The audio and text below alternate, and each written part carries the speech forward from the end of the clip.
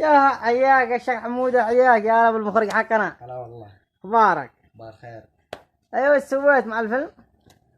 والله العظيم سويت انا جهدي على قدر ما استطيع.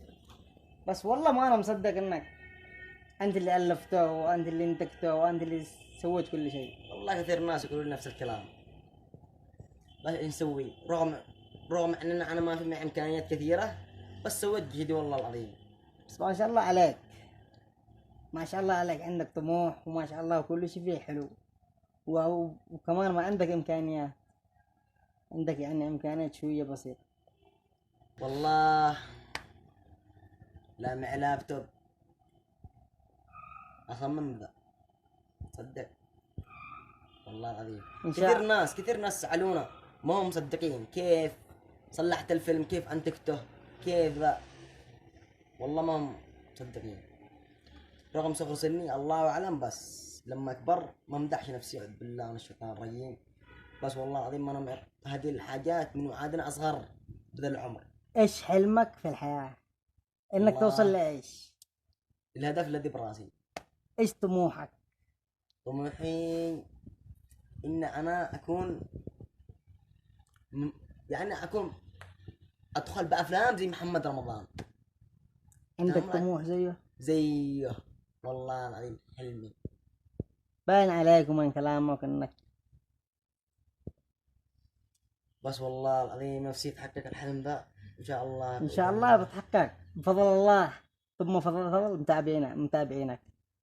والله شوف انا بقول لك، رغم المتابعين شاهدوا الفيلم سووا له تعليقات، ايوه اكيد والله العظيم ما شغلش حاجه، بس والله يعني ما فيش من يوقف معاك، ما فيش من يشجعك. مالي انت في اليمن، ايش نسوي؟ هو السبب. انت في اليمن ذا الحين عشانك عدك تحت، ضروري انك تكون كبير زي محمد رمضان. شوف انا ما نصير نرتفع حبه حبه. اكيد، بس هم ما يدوروا لك ذا الحين، يدوروا المشاهير الكبار. ليش ذا اكبر غلطه معاهم؟